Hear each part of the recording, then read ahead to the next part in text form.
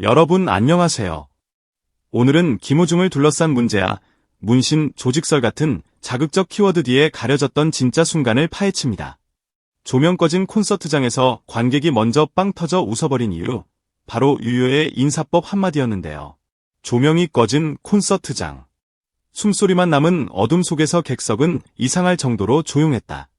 누군가는 휴대폰을 움켜쥐고 누군가는 두 손을 모은 채 무대만 바라봤다. 그 순간 객석을 가르는 단 한 사람의 실루엣이 천천히 떠올랐다. 김호중. 이름 석자가 불리는 순간 공기가 먼저 바뀌었다. 환호가 터지기 직전의 그 찰나, 사람들의 심장이 같은 박자로 뛰는 소리가 들리는 듯했다. 그에게 붙는 수식어는 늘 극단적이다. 한쪽에서는 한국의 파바로티라는 찬사를, 다른 한쪽에서는 자극적인 검색어를 끌어안긴다. 문제아, 문신, 조직설. 한 번이라도 포털 검색창을 열어본 사람이라면 그 단어들이 얼마나 쉽게 붙었다 떨어지는지 안다. 누군가의 인생을 단정짓는 말은 늘 짧고 클릭을 부르는 단어는 유독 날카롭다. 그런데 그날 그 무대에서는 이상한 일이 벌어졌다. 관객이 울기도 전에 웃었다. 그것도 빵 터지듯 참지 못해 터져나온 웃음이었다. 이유는 충격적으로 단순했다. 노래도 아니고 고백도 아니고 반전 폭로도 아니었다. 인사였다. 유효의 인사법. 김호중은 마이크를 잡자마자 흔히 예상하는 멋진 멘트부터 꺼내지 않았다. 그는 먼저 무대 아래를 향해 고개를 숙였다. 한 번이 아니라 두 번, 관객석이 아니라 스태프 쪽, 오케스트라 쪽, 무대 뒤편 어둠 속까지 한 번씩 꼼꼼히 눈길을 보냈다. 그리고는 갑자기 너무도 인간적인 목소리로 말했다. 여러분, 오늘도 오셨네요. 제가 먼저 인사드립니다. 그런데 그 다음이 문제였다. 그는 딱딱한 존댓말로 무게 잡지 않았다. 오히려 장난기 섞인 너무 솔직한 톤으로 한마디를 던졌다. 인사 안 하면 저 혼나요. 제일 무서운 분이 위에서 보고 계시거든요. 관객석이 순간 멈칫했다. 위에서 보고 계시다니 누굴 말하는 거지? 방송국 관계자? 스폰서? 감독? 그 찰나 김호중이 손바닥을 펼쳐 보이며 말했다. 우리 할머니요. 여기 계신 분들은 다 아시죠? 인사 잘하고 남에게 해끼치지 말아라. 박수 받는 사람이 되어라. 다 너에게 돌아온다. 하늘에서 지켜보겠다. 그래서 제가요, 인사부터 합니다. 안 하면 진짜 큰일 나요. 그 말이 끝나자 객석은 폭발했다. 웃음이 터졌다. 우는 웃음이었다. 기막히게 웃기면서도 가슴이 쿵 내려앉는 그 특유의 웃음. 사람들은 서로를 보며 웃었고 누군가는 손으로 입을 막고 고개를 끄덕였다. 바로 그 지점에서 무대 위의 김호중은 완전히 달라 보이기 시작했다. 논란의 주인공이 아니라 누군가의 손에서 자란 사람. 어른이 되기 싫었지만 어쩔 수 없이 빨리 어른이 되어야 했던 사람. 그리고 무엇보다 한 문장 때문에 평생을 붙잡혀 사는 사람처럼 보였다. 사람들은 흔히 그의 과거를 한 장면으로 축약하려 한다. 문신을 했다는 고백, 거칠었다고 회상한 시절, 소문처럼 떠도는 말들. 하지만 그날의 무대는 다른 방향으로 시선을 돌렸다. 김호중은 관객에게 자신의 과거를 증명하려 하지 않았다. 대신 자신이 지금 무엇으로 버티는지 보여줬다. 그가 붙잡은 건 화려한 트로피가 아니라 인사였다. 너무 사소해서 더 무서운, 너무 기본이라서 더 어렵고, 그래서 더 사람을 바꾸는 그 인사. 그는 말을 이었다. 여러분, 저는요, 노래 잘하는 사람이 되는 것도 좋지만요, 인사 잘하는 사람이 되는 게 더 어렵더라고요. 인사는 내가 오늘 여기까지 와서 살아남았다는 증거 같아요. 누군가를 보고 고개 숙인다는 건 내가 세상에 빚이 있다는 걸 인정하는 거잖아요. 그러니까 저는요, 오늘도 빚 갚으러 왔습니다. 그래서 먼저 인사합니다. 안녕하세요. 정말 고맙습니다. 그 순간 객석의 보라색 물결이 흔들렸다. ARIS의 응원봉이 흔들리는 속도가 달라졌다. 환호의 톤이 달라졌다. 누군가는 그 장면을 보고 말한다. 결국 사람들은 노래가 아니라 태도에 반응한다고. 맞다. 순간을 사로잡지만 태도는 사람의 마음을 붙들어 놓는다. 김호중은 그걸 알고 있는 듯했다. 아니, 어쩌면 그가 가장 먼저 배운 게 그거였을지도 모른다.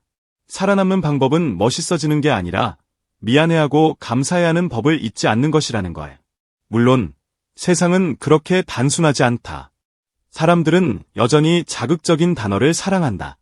누군가의 이름 옆에 붙은 의심과 소문은 사실관계와 상관없이 빠르게 확산된다. 하지만 그날의 관객은 똑똑히 봤다. 화면 속 루머가 아니라 눈앞의 사람을, 과거의 낙인이 아니라 현재의 선택을. 김호중이 꺼낸 유효의 인사법은 나는 변하고 있다는 선언처럼 들렸다. 거창한 선언문도 기자회견도 아닌 고개 숙임 하나로. 그는 공연 중간 또 한 번 관객을 웃겼다. 이번엔 더 노골적이었다. 여러분, 제가요. 노래 시작하기 전에 인사를 너무 길게 했죠. 그거 아세요? 인사 길게 하는 사람들은요. 보통 떨려서 그래요. 제가 지금 떨려요. 근데 제가 떨리는 이유는 여러분이 무서워서가 아니라 여러분이 너무 고마워서예요. 고마우면 떨리더라고요. 그래서 저는요. 오늘도 인사를 길게 합니다. 할머니가 그러셨거든요. 인사 잘하면 사람이 된다. 관객은 또 웃었다. 하지만 그 웃음은 단순한 웃음이 아니었다. 누군가는 눈물을 훔쳤고 누군가는 가슴을 두드렸다. 그 인사라는 단어가 가진 무게가 공연장의 온도를 바꿔놓았다. 지금까지 사람들이 김호중을 둘러싼 이야기를 들을 때마다 느꼈던 피로감이 있었다. 뭐가 진짜고 뭐가 과장인지, 어디까지가 사실이고 어디서부터가 소문인지. 그런데 인사 앞에서는 모든 것이 잠시 멈춘다. 인사는 증거가 아니라 약속이기 때문이다. 오늘 이 자리에서 나를 다시 시작하겠다는 약속. 김호중은 그 약속을 노래로 이어갔다. 첫 소절이 올라가는 순간 객석은 다시 조용해졌다. 그러나 그 조용함은 이전과 달랐다. 냉소의 침묵이 아니라 집중의 침묵, 의심의 침묵이 아니라 기다림의 침묵이었다. 노래는 결국 사람을 만나야 완성된다.